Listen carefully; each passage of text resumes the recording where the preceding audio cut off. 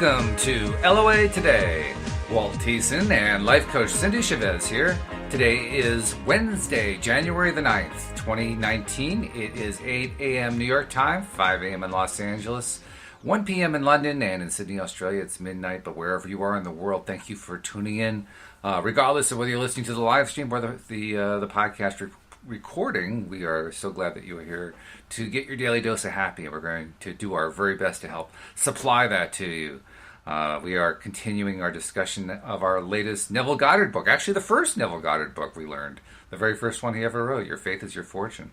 And this is the other really, really long one, Cindy. So this one should give us at least, 2 or 3 episodes at least to do, In my mind, I was thinking it could, be months. Yeah, exactly. Exactly. Well, I was being extremely overly optimistic when I said 2 to 3, knowing perfectly well there was no way that was going to happen. No, but it's a good thing that we can take our time with it, I think. Yes. I think it might be one of the reasons why a lot of people shy away from certain authors, Neville Goddard being one of them. Absolutely. And that's because sometimes we're used to just flying through a book, and you can't really do that with his books, or at least I haven't had success doing that with his books. I need to take the time it takes to process it, and I think that's important. So I'm glad we're doing it this way. Well, there's so many concept substitutions you have to do with him in order to understand even what he's talking about. Because if you try to use the regular way that we define the words that he uses, you get lost really, really quickly. You have to. That's why we call it the Neville decoder ring. You almost have to make a glossary of definitions. Okay, here's what God means. Here's what imagination means. Otherwise, you get lost. You don't know what he's talking about. Right, and sometimes I feel like we take a lot of breaks to explain that, but I also think that's important, especially for someone coming in that maybe doesn't know, the way he explains things. And in the end, I think it makes it easier. So, yeah. I agree completely. So while we're going to be doing the exploration of Your Faith is Your Fortune, we want to encourage people who are listening to the live stream to feel free to check in with hellos and questions and comments, especially questions. We love those because it's amazing how often they tie in to whatever our subject is, but particularly with Neville. Neville's stuff is so focused, so centered on the core of what's involved in being a deliberate creator. I guess I shouldn't be surprised that the questions match up so well, but they do. They match up really, really well, So. Right. So, yeah, please give us your comments, questions, stories, ideas. It's a lot of fun to discuss all of that with you. So. Absolutely. So, without further ado, why don't we get into it? Unless you've got other news. I mean, we've had a lot of news lately, which has been really interesting. It's been quite the last week, because there was Dee Dee, who we helped to heal and get out of the hospital and avoid emergency surgery. There is Carlos, who is now, I don't know if you heard this, but Carlos has got so much work coming his way, which he's been requesting, that he can't even do the podcast anymore. I know. Like, holy cow. It reminds me of one time I was doing a workshop, a creativity workshop, and I was doing it for a big corporation. I won't name them, but if you heard them, you would know it. And I was doing it. It was a 12-week course, and I was teaching their leadership group every Wednesday night. I would go to the place, and they would all come up to this room, and we would have this workshop on creativity. Mm-hmm. And, it was one of the first things where I got into a lot of conscious creation, because creation is creation, whatever you're creating, right? This is true. And so there was a lot of information in the workshop that dealt with kind of this stuff. I don't know if I knew about Neville yet, but still had to do with identity and choosing what you wanted your life to be. And people in the workshop started really opening up and That's nice. And having big shifts in their life. And at one point we joked, oh no, because several of them were like, I really don't want to work here anymore. I want to go do this and I want to do that. And then they'll never hire me again because their whole stuff is going to quit by the time we get done here. And actually, several of the people did. One of the people in the group sold pretty much everything he owned and he was like maybe close to 60 years old. He sold everything he owned and got an RV and went to tour the country, and it's something he'd always wanted to do. And wow. And so we were losing group members because of the success of the program. So when you told me about Carlos, I was like, oh, I've been through this before. Right? Oh, yeah. Well, and plus the latest news came yesterday. Alex King, who does the Tuesday afternoon podcast with me, I don't know if you know her history and so forth, but she's great. She has a wonderful comedic talent, and she's just fun to do the shows with. But she's also on the autistic spectrum and has Asperger's and also suffers from agoraphobia. So she has all kinds of issues about going out in public. And because of all those, she's felt very limited in her ability to find a romantic relationship and was really beginning to doubt it. Ended up on a lot of apps like most single people do these days. And Carlos had recommended an app to her that she hadn't tried, so she tried that one and wasn't getting any results still, so she just kind of gave up on the whole thing. The keywords being gave up on the whole thing. Right, well, within the last week, she got a contact from a guy who lives about an hour away from her, and they have been talking every day. They've been going out together. They've been doing stuff at home, and it turns out he is also on the Asperger's autistic spectrum. I mean, just absolutely perfect. Wow. So, wow. And they didn't, that was the best part. Neither one of them indicated in their profiles that they were on the autistic spectrum. They found that out afterwards. So it was a pure LOA thing. Like, just incredible. Wow. Alignment. Yeah, total alignment. Absolutely. Well, it's wonderful to hear all these success stories, and I know there's success stories among our listeners too. So, oh yeah, I mean we've been hearing them. So absolutely, yeah, so much fun. It's good stuff. Yeah. All right. So that's the news of the day.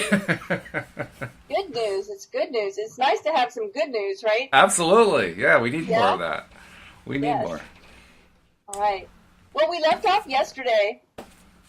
We left off towards the end of the second chapter of Neville Goddard's "Your Faith is Your Fortune." Right. And the sentence that we're starting with today, I opened it up to see where I had marked it. The law of consciousness is the only law of expression.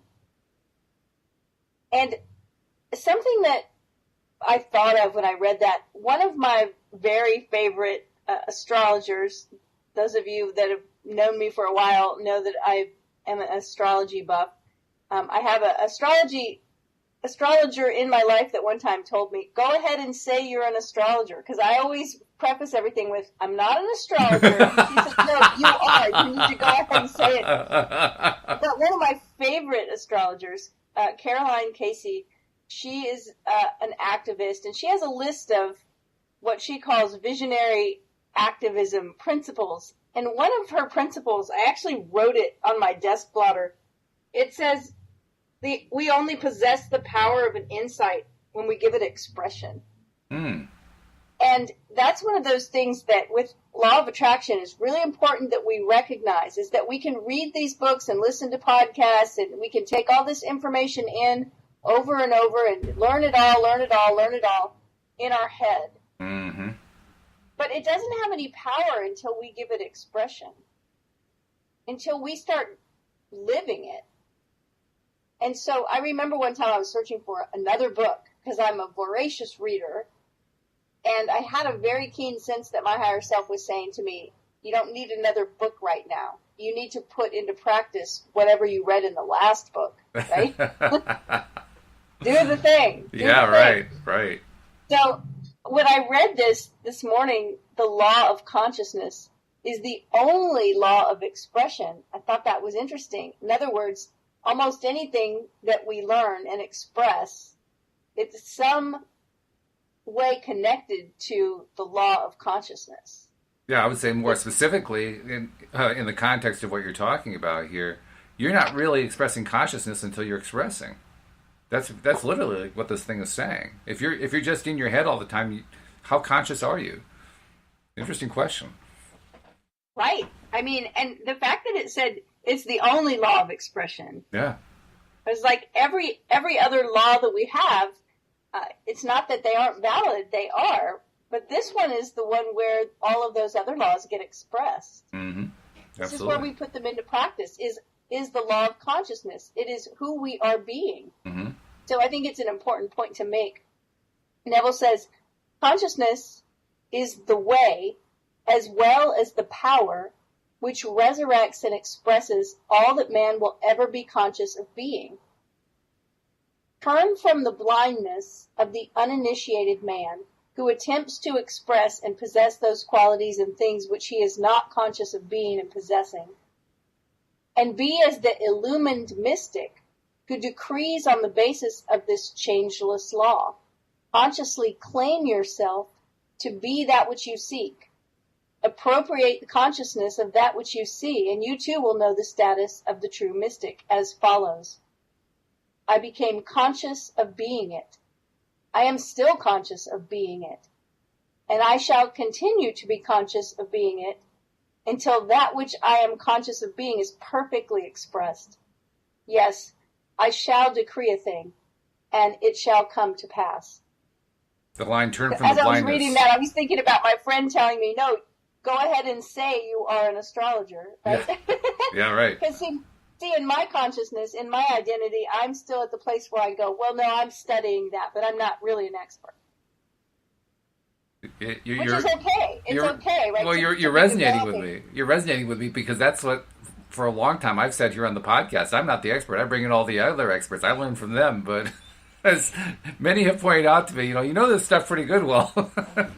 Right? So Walt, you are a law of attraction expert. Who knew? Yeah. But that's the thing, is that at some point we can claim that and step into it and decide that, and we can do this with anything. Like I did it this year. I'll tell you what, I've always loved planners and journals, bullet journals, date books, pretty blank books. I have a shelf of them. I have so many, and I do keep journals, but often I get revved up about it at the beginning of the year, and then I don't stay with it. Yeah. And many of us do that, right? We get excited about certain new habits we're going to develop, and then we let go of them at some point. Oh, sure. And what I realized is that it's because we're not connecting those things to our identity. Like, there are definitely habits that I keep and that I develop and that I use consistently because those are connected somehow to my identity. So there's a difference between I'm going to go for a run and I am a runner. Mm-hmm. And sometimes we forget to step into that further place of identity, which is our consciousness. That's a good point. Yeah. And it makes all the difference, because I think, well, the things that I do call myself, the identities that I do adopt and readily, acknowledge areas of expertise, I don't have any problem with doing the things that person would do. Right. So it's just, an interesting thing to contemplate, the things that you want to accomplish, the things that you want to create. Are you that person? And if you were, what would you be doing differently than you're doing now? It's a good point. And in fact, I was going to also mention the beginning of that second paragraph you read. Turn from the blindness of the uninitiated man who attempts to express and possess qualities and things which he is not conscious of being and possessing. And when I heard you read that line, what I was thinking of was all the different people we hear about in the media, primarily, or online, which is usually the same thing these days, who very clearly are not speaking from what we would understand as being, a deliberate creator stance or a positive approach to life or whatever. There's a lot of negativity coming out of their mouths. And even the positive stuff has such a negative spin to it that it makes you wonder how positive they really are about it. So, I think about those people, and he's saying turn from that blindness. So he's basically saying, ignore them. Stop paying attention to them. Pay attention to what you already know. You already know the good stuff. Start expressing who you are. Start expressing what your knowledge is. And that's a pretty powerful concept because, first of all, it can be a little intimidating in the face of all this, I don't even know how to characterize it, but this stuff that we get all day, every single day. It can be intimidating to Yeah. come out and say, well, I'm It's actually a this stream of enlightened being. unconsciousness. Yeah, right. Yeah, that's a good way to put it. String of unconsciousness. Yeah, I like that. So in the face of all that, to come out and say, well, hey, I'm conscious, and I have a better connection, and here's what I understand about that. That's saying a lot. That can be kind of intimidating. But it is important because it's not like we have to announce it to the entire world, but we at least have to announce it in our own lives and announce it to people that we know and so forth. And in the process of doing that, like you said, that's where we actually become more powerful, which is good. It's a good thing. Right? It's like that idea that, and I always say I'm going to look this up and then I forget to look it up, but there's a tribe that says until it's in the muscle, it's just a rumor. Oh, It's that's good.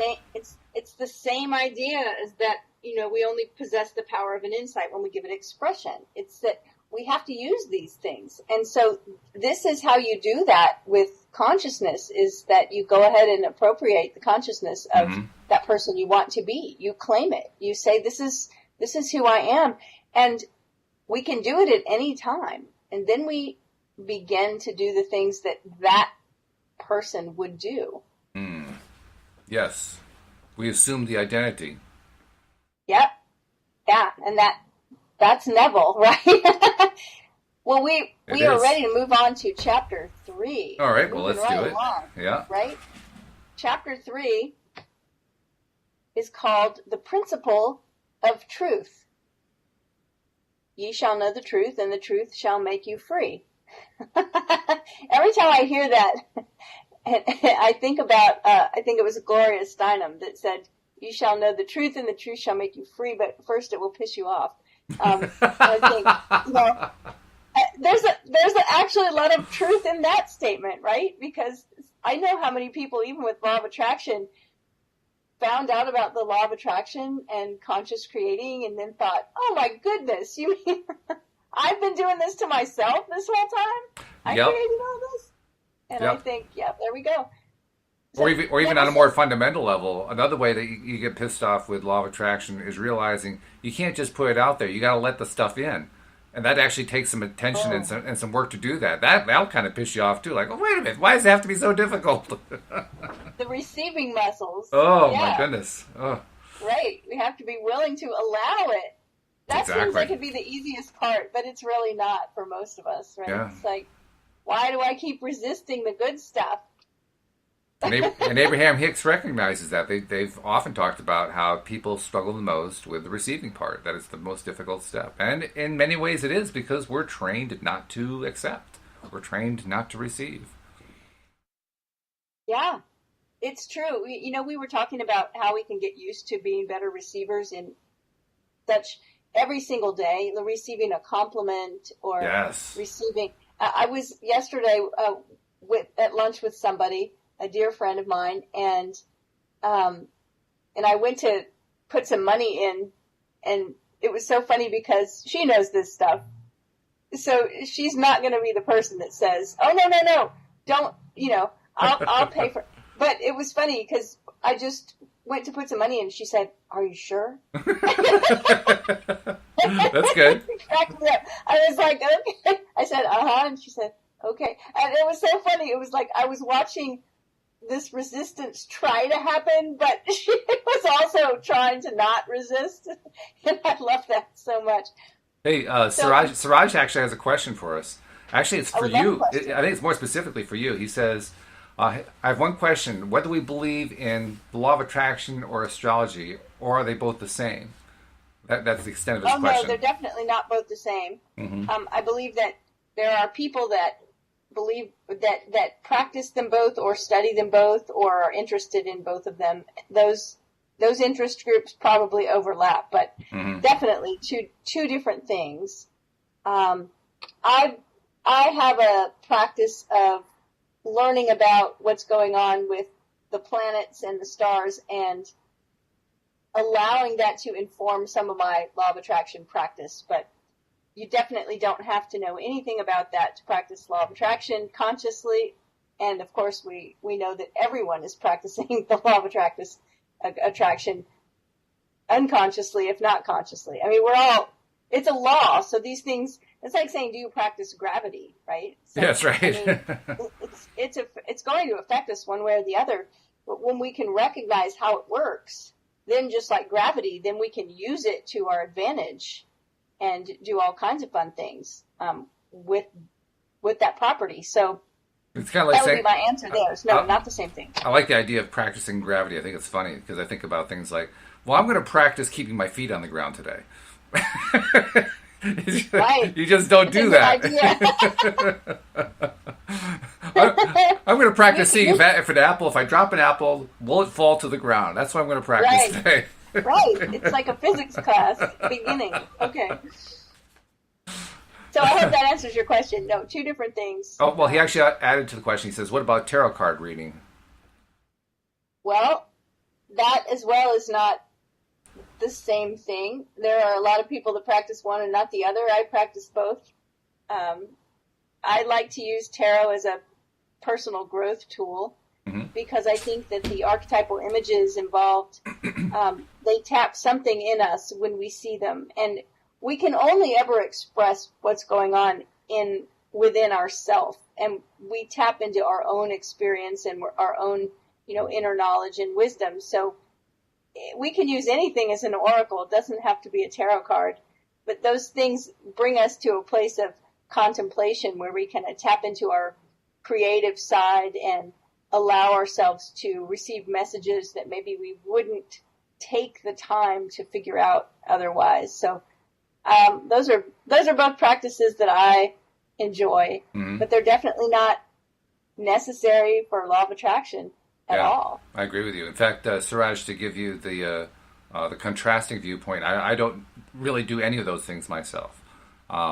I know many of my co-hosts do stuff like that. Linda's particularly involved with angel cards and so forth, which I'd never even heard of before I did the podcast with her, to be perfectly honest. But, a lot of people are into that kind of stuff. I'm just not. I never have been. My sister tried to interest me in astrology many years ago. To be perfectly honest, I rolled my eyes. It just did not connect with me at all. But what I have since learned is what you just said, Cindy, that people use it in order to connect internally. And that really is the key. If you find a practice like that helps you connect internally, why not? Go for it. Because anything that we can do to improve that communication is bound to be helpful to us. I'm just a little bit more direct about it than other people are, perhaps, in the sense of I just want to go directly to, okay, inner Walt, what are you thinking today? But, whatever it takes to get there, you do whatever it takes to get there. That's what it comes down to. Right, and these things that we're talking about, oracles and such, they just all work on the principle of synchronicity. It's just the same way we notice any synchronicity, right? I mean, which we notice all the time, because synchronicities are happening all the time. It's just that we're not always aware of them because we're not synced up to whatever that vibration is. But there's an alignment there. It's all about alignment. And so that's the property that these things work on.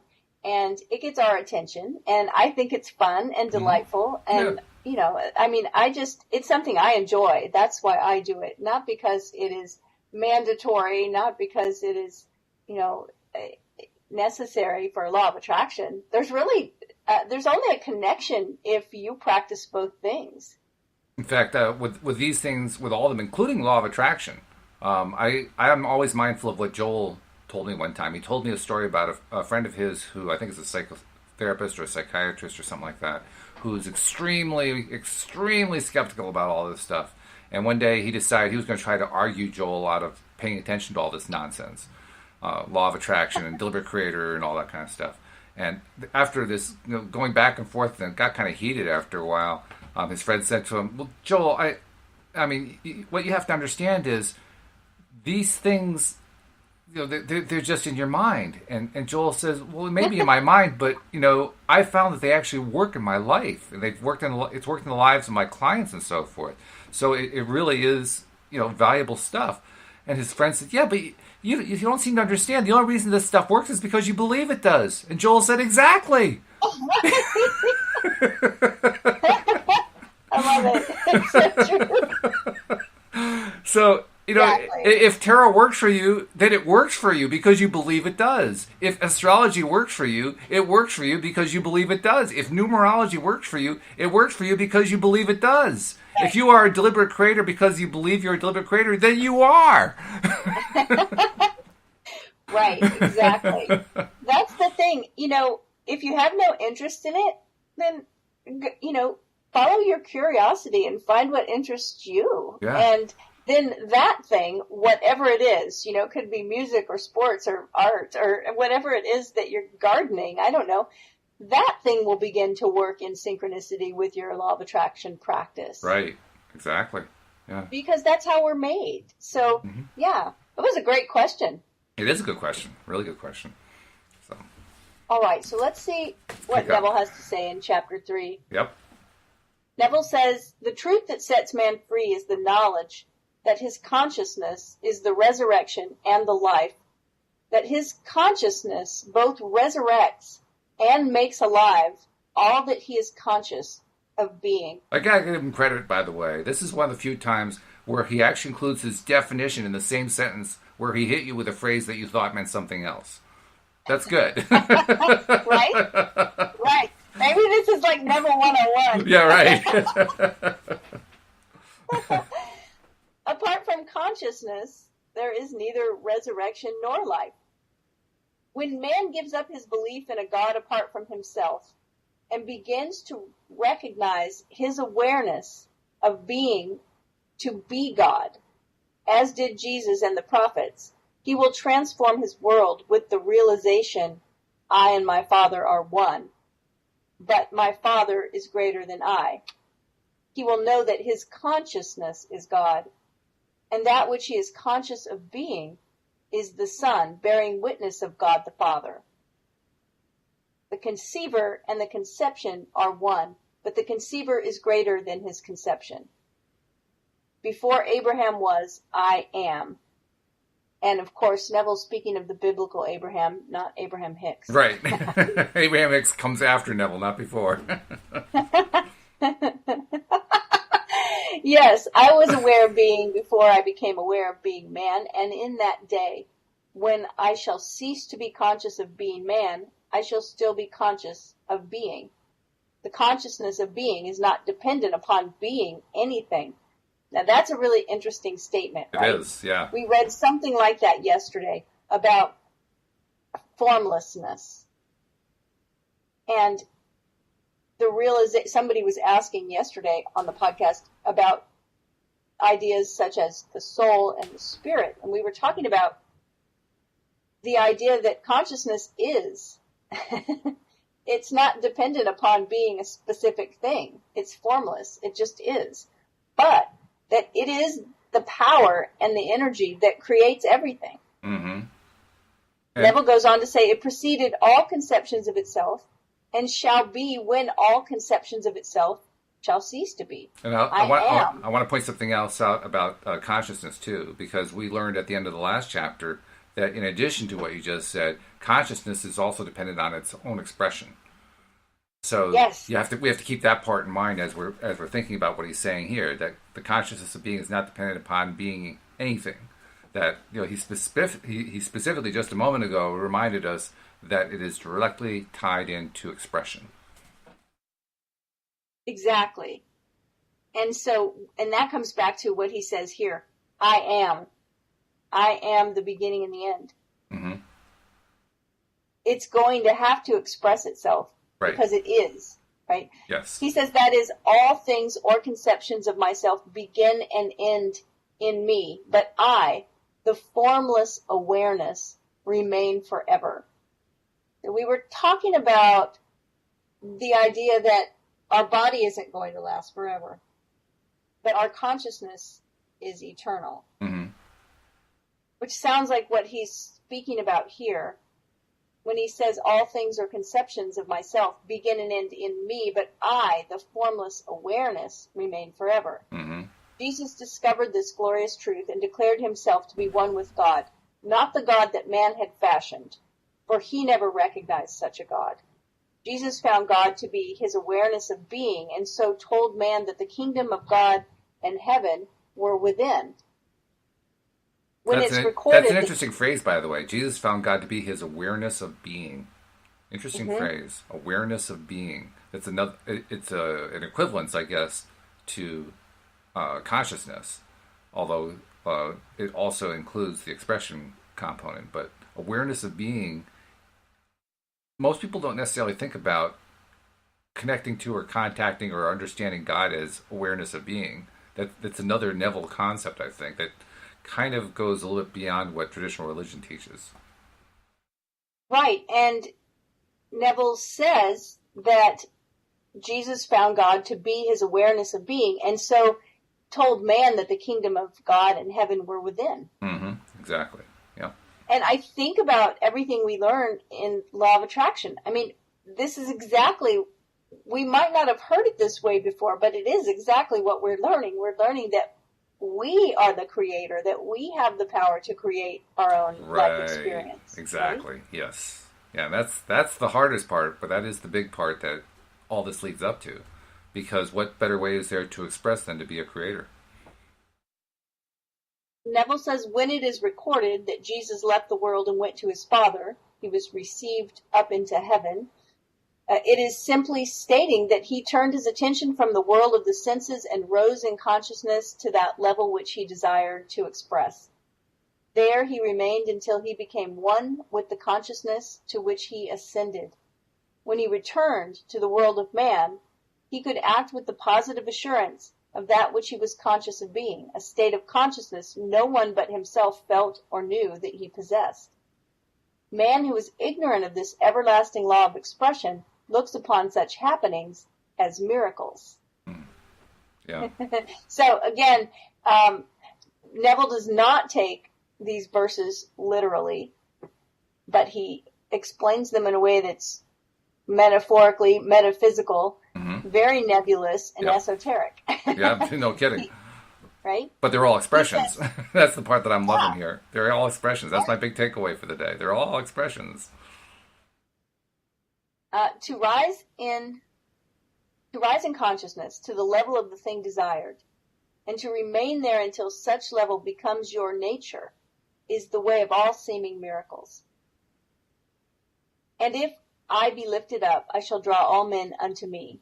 If I be lifted up in consciousness to the naturalness of the thing desired, I shall draw the manifestation of that desire to me. No man comes unto me, save the Father within me draws him. My consciousness is the Father who draws the manifestation of life to me. The nature of the manifestation is determined by the state of consciousness in which I dwell. I am always drawing into my world that which I am conscious of being. I need to ask you something. I don't know if maybe you just inadvertently skipped a piece or if it's not in what you're reading there, but the quote includes a second part in my text here that says, "And I and my Father are one." Is that something you just overlooked, or is that something that's not in what you're reading? I overlooked it. I apologize. Oh, okay. All right. Yeah, there were brackets, so I wasn't certain. No man comes unto me, save the Father within me draws him, and I and my Father are one. That's a pretty important concept, that I and my Father are one, that we and God are one, that we're all one and the same in a sense. Right, and not just that, but that the idea of consciousness here, because the next sentence, he says, my consciousness is the Father who draws the manifestation of life to me. Right, yes. And so there's no conscious creating if we don't recognize this, according to Neville. I agree with him. Yeah. I mean, how could you do it otherwise? He says, if you're dissatisfied with your present expression of life, then you must be born again. Rebirth is the dropping of that level with which you are dissatisfied and rising to that level of consciousness which you desire to express and possess. Boy, is that completely different from what the churches teach. Oh my goodness. Right? Wow. Right, but I think it's spot on. I think so too, yeah. He says you cannot, and I love this next part, you cannot serve two masters or opposing states of consciousness at the same time. And that is that whole idea, of we either are a thing or we're not. Mm-hmm. And when we get into a kind of wishy-washy place where we're not willing to commit to either, then there's not a lot of power. Yes. Because, why? Because at that point we're double-minded.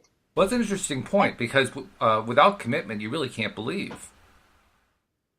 I mean, you said it yourself. You have to commit to it. Well, yeah. Right. How else could you believe anything? I think of the times that we may feel like, well, I kind of want this, but I kind of don't. Yes. That's not a real powerful position. No, it's not. And I understand we all go through that at times. That's how we get clarity. We keep searching and we keep trying to figure out, what is it that I do want? Do I want to make this choice or that choice? Right. But until we do make the choice, then we're in this place where we've got an opposing state of consciousness.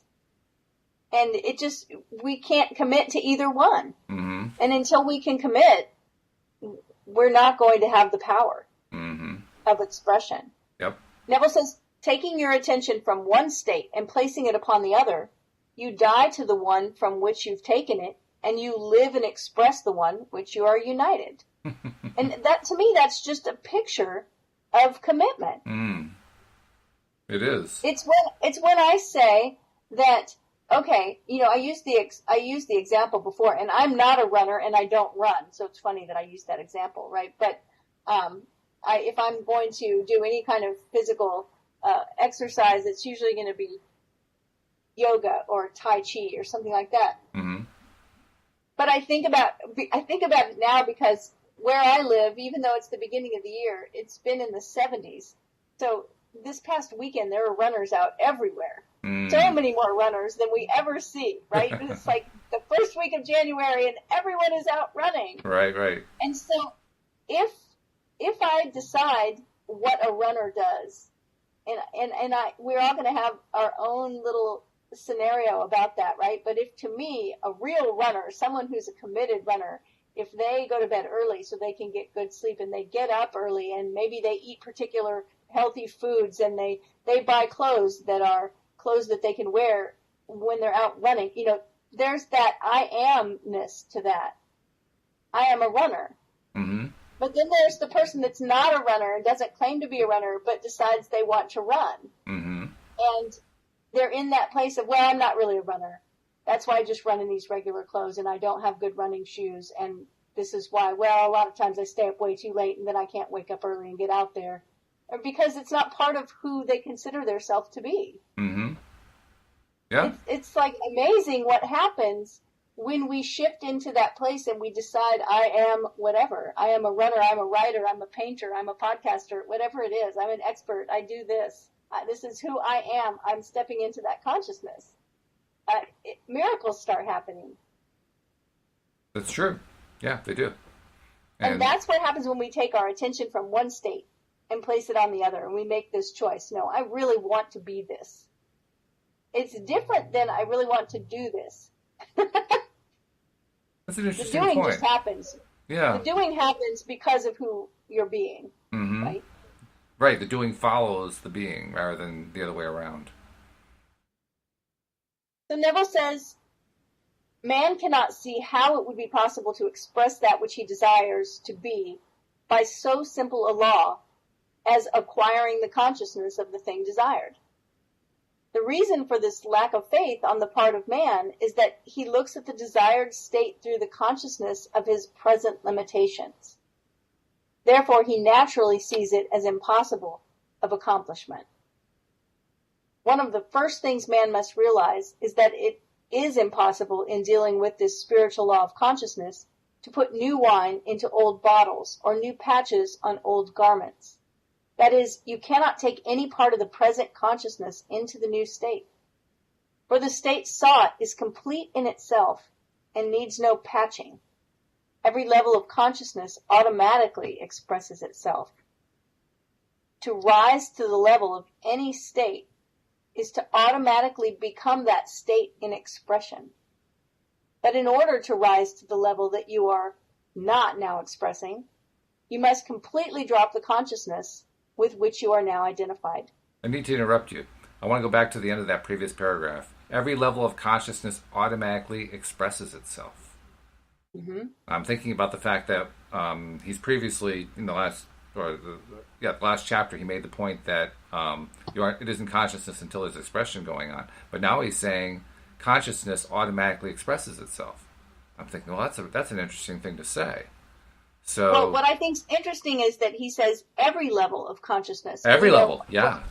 Right. When I talk about levels of consciousness, I'm talking about energy levels. And he may not be, but it still correlates. So, in other words, if I am experiencing victim energy, if that's my level of consciousness, is that life sucks, things are hard, nothing ever goes right for me, those things will be automatically expressed through me because that's the level of consciousness that I'm at. Well, I think you just touched on the point that I'm seeing here, which is that any level of consciousness has an energetic vibration to it. It has a flow to it. In Abraham's terms, it has the energy, it has the vibration. And in that vibration is expression. So literally feeling even the lowest of energy, the depression area of the Abraham Hicks scale, even in that area, you're putting off a vibration. So you are expressing consciousness in that area. Yes. It's going to be expressed. Right. One way or the other. That level, it's going to automatically express itself. Yep. And I love that Neville says, to rise to the level of any state is to automatically become that state in expression. But in order to rise to the level that you're now not expressing, you must completely drop the consciousness with which you are now identified. Until your present consciousness is dropped, you will not be able to rise to another level. Which is another way of saying you can't be both depressed and happy at the same time. You may think that you can be, but you really can't be. You're either one or the other. Here's what I think is interesting is that so many times, and we can talk about it in an emotional kind of way with the idea of depression, right? People think, well, I will be happy when this depression isn't there. Mm-hmm. But we say that about a lot of things. Yeah. I'll feel better when X, Y, Z. Exactly. Right? I'll be happy when this happens. And Neville's saying it's the other way around. Is that until your present consciousness is dropped, you won't be able to rise to another level. Yeah, it's the same thing with the phrase, I want to feel happy, or I'm trying to feel happy, or I'm looking to feel happy, or I'm getting to feel happy. They're all basically saying the same thing. I'm not happy. And so I'm really not in that level of consciousness at all. That's kind of a clue built in there. Right. And so what level of consciousness are you at? And that's the level that we drop. Yes. and when we're in those lower levels, those levels of energy, those levels of consciousness are very, very weighty and heavy. We even use that as a term. We say, I feel heavy. There's such a heaviness, right? Mm-hmm. That's true. We identify sadness and depression and emotions such as that as being heavy. And they are. So this brings a question to my mind. Heavy. The question that comes to my mind is, okay, well, we know that these things are heavy. We know that these things are things that we need to drop. Why do we have so much trouble dropping them? That's a good question. I mean, I think part of it is, it's kind of when we say, I am having trouble dropping something, we are on some level admitting I'm not willing to drop it. Right. Which is a little scary. And admitting that part of us wants to hang on to it. Yeah. Because very often, whatever level of consciousness we're at, I mean, in some way, it is serving us. Yes, exactly. And that's why I'm so much always in favor of not being so judgy about it. Like, just knowing that it is and not being so judgmental. It's easier to drop that way. So I want to go forward because Neville says, do not be dismayed. And I think this is important. Okay. Because we're getting to, we can get to this place where we're like, I'm having trouble dropping this. I'm having trouble stepping into a new identity. I'm having trouble rising to another level of consciousness. How do I do it? And Neville says, do not be dismayed. The letting go of your present identity is not as difficult as it might appear to be. So I think that's a hopeful statement on Very. Neville's part. Very, right? yes. The invitation of the scriptures to be absent from the body and be present with the Lord is not given to a select few. It is a sweeping call to all mankind. Now, remember here that Neville's going to start describing some things with his own definitions that are much different than the way we may have learned these verses. Right. Because to be absent from the body and be present with the Lord is something you hear at funerals all the time. Yep. When the minister is speaking of death and saying that even though your consciousness is no longer in your body, that means you're present with God. Neville is not saying that. Neville says the body from which you are invited to escape is your present conception of yourself with all its limitations, while the Lord with whom you are to be present is your awareness of being. So these are one of those concepts that may take a minute to sink in because we're so used to hearing this a certain way. Well, Neville says to... We're certainly stimulating thoughts in the minds of our listeners who are listening to the live stream because we're actually generating some questions. Sarah is asking, why is it so hard? Is it the ego mind still holding on? What do you think about that? I think that part of it is that, number one, we don't believe it's possible. It might seem too easy and in that become difficult. But I also think that it's not always ego. Some of it is physical. It's that memory in the muscle. Mm-hmm. It's the story we've been telling for so long. And one of my examples of it this morning is even interesting to me is that I had an astrologer who is an astrologer and makes her living that way, teaching and doing astrology, said to me, "No, you are an astrologer. You should just say it." Mm-hmm. Yep. Why is that so hard for me to say that when I say, "Well, no, I'm just, it's a hobby." It's a hobby, right? When actually, no, I actually have built part of my business around astrology, and it's so funny to me. Yeah. Right? So it's like, so to say, okay, why can't I just drop that story? And I can drop that story. Mm-hmm. Mm-hmm. It's true. Why is that so hard? Well, part of it's muscle memory. It's because every time I open my mouth, I say, well, I'm not really this or that. And then Suraj has a question also. Oh, I'm sorry. Were you done? Well, just to say, we tell these stories all the time. Oh, yeah. Right? Absolutely. The two I always use as examples, and they're not my stories, but you do hear them all the time, so they resonate with people, is people say, oh, I never remember names. And there's also another side to telling that story all the time, and that is some of us learn that it's not smart for us to do that from a deliberate creator stance, so we just tell it to ourselves in our own mind, like that doesn't make a difference, right? Right. Exactly. No, that's a good point. And I actually think that saying these stories out loud, they are the expression of consciousness. Mm-hmm. But the consciousness is there whether we're saying it in our mind or saying it out loud. Exactly. Yeah. And so our stories have so much power, and especially the stories that we tell all the time that begin with I am. Mm-hmm. Right? I am terrible at remembering names. I am not good at math. All these kind of stories that we hear ourselves and other people say. Exactly. And we say them and say them and say them, and it's like our subconscious, who is the creator, says, okay, oh, all right. It just takes the order. It's okay. Yeah, pretty much. I can do that. I can make you not good at remembering names. and I actually woke up this morning realizing that I was doing exactly this and doing it far more often than I really want to. And recognizing, you know what, I need to make a few shifts here in the way I'm living my life, throughout the day. The things I'm focusing on, things I'm talking about, things I'm thinking about in my own mind that I'm not even telling somebody else about. I gotta shift that around because that's not serving me. It's not taking me in the direction I want to go. So I think it's a good recognition to have. And then Suraj also has a question. He says, to let it go if we are tracked... Oh, wait a minute. I think I cut out part of the question. Let me go back to the original here. He says, how do we let it go if we are attracted to that thought or person or situation? Why is it so hard Is it the ego mind still? Oh, that was why it's so hard. That was Sarah. Siraj was just asking, how do we let it go if we are too attracted to that thought or person or situation?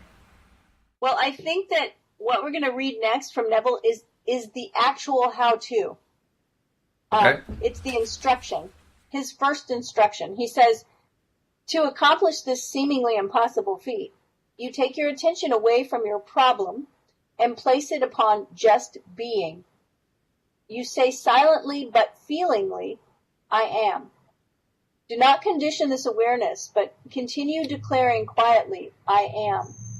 I am. Interesting point. Do not condition this awareness. In other words, don't say I am because of this or Right. I appreciate myself because of that. Just declare I am and leave it at that. That's an interesting point.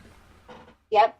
And he says, and he says to repeat it, right? So Right. it's like a mantra. Yeah. I am. And he says to say it silently, but feelingly. He says simply feel that you are faceless and formless and continue doing so until you feel yourself floating. So get into a meditative state. Floating is a psychological state which completely denies the physical. Through practice in relaxation and willfully refusing to react to sensory impressions, it is possible to develop a state of consciousness of pure receptivity. It is a surprisingly easy accomplishment. In this state of complete detachment, a definite singleness of purposeful thought can be indelibly engraved upon your unmodified consciousness. This state of consciousness is necessary for true meditation. This wonderful experience of rising and floating is the signal that you are absent from the body or problem and are now present with the Lord. In this expanded state, you are not conscious of being anything but I am. I am. You are only conscious of being. That's the first time I've ever heard anyone express I am, solely I am, as being the ultimate goal or destination of a meditative practice. Just getting to the point of just saying I am and just feeling I am. I mean, it makes sense. Don't get me wrong. It's just I don't think I've ever heard it expressed that way. Really? No. Okay, that's interesting to me because I've heard it a lot. Just the idea of repeating I am as a mantra. In Hindu meditation, there's a mantra, so hum. And the way it's done, so on the in-breath, hum on the out-breath. And you're just repeating so hum over and over. And you know what so hum means in Sanskrit? I'm guessing. I am. Right. So it's a pretty common meditation there too. Let's see. I lost my place for a second.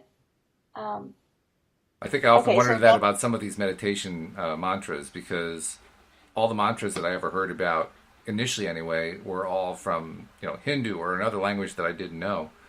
And so I would think to myself, well, what's the point of uttering a mantra if I don't even understand what it means? If I'm going to pick a mantra, why not pick something I understand? But I don't think I'd ever heard anyone express in English, I am as a mantra. I'm fascinated that you have. It makes me wonder if Neville knew this. I mean, I don't know. But that is where that mantra comes from, so hum. It means I am. It means I am one with the universe. I am being. Well, we know that his teacher was named Abdullah, so, I mean, it's possible somebody named Abdullah would know that. Yeah. Yeah. So Neville goes on to say, when this expansion of consciousness is attained within this formless deep of yourself, give form to the new conception by claiming and feeling yourself to be that which you, before you entered into this state, desired to be. You will find that within this formless deep of yourself, all things appear to be divinely possible. Anything that you sincerely feel yourself to be while in this expanded state becomes, in time, your natural expression. And God said, let there be a firmament in the midst of the waters. Yes, let there be a firmness or conviction in the midst of this expanded consciousness by knowing and feeling, I am that, the thing desired. As you claim and feel yourself to be the thing desired, you are crystallizing this formless liquid light that you are into the image and likeness of that which you are conscious of being. Now, I know that we've read before that Neville's used the phrase hardening into fact. Mm-hmm. And here he says, we're crystallizing this formless liquid light that we are into the image and likeness of that which we're conscious of being. Yeah, clearly the same same thought. Kind of thing, right? Yeah. Now that the law of your being has been revealed to you, begin this day to change your world by revaluing yourself.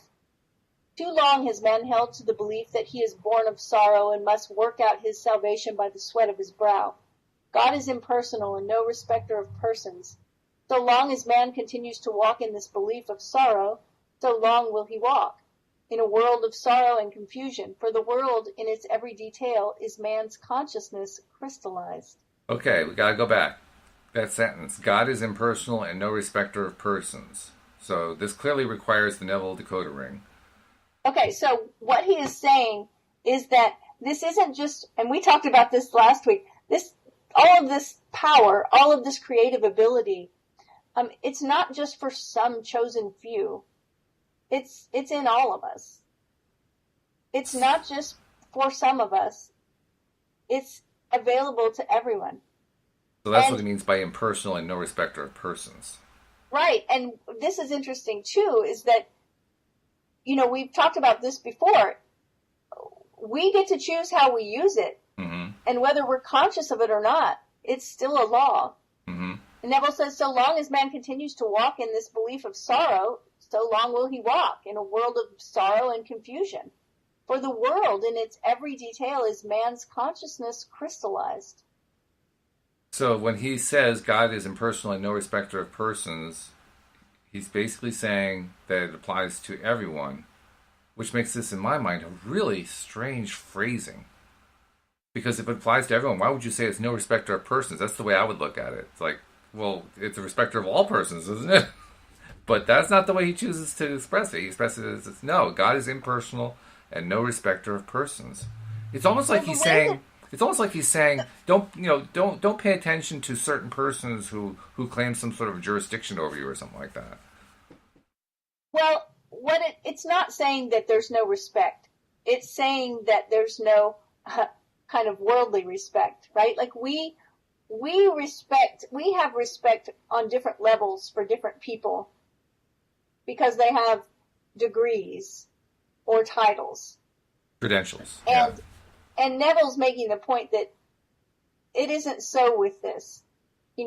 Just because you have a title or you're the ruler of a country or you have a large bank account, it doesn't mean that this works better for you. It works for everyone. Sarah just posted an interesting comment along those lines. She says, I think it is available to everyone who believes. As some friends I've tried to talk to, they laugh at me and say, I'm a crazy nutter, as they don't believe. Right, but they could. They could, sure. Right, and if they were to decide to believe, to choose to believe, they would have the same power available to them as you do. Mm-hmm. Yep, that's true.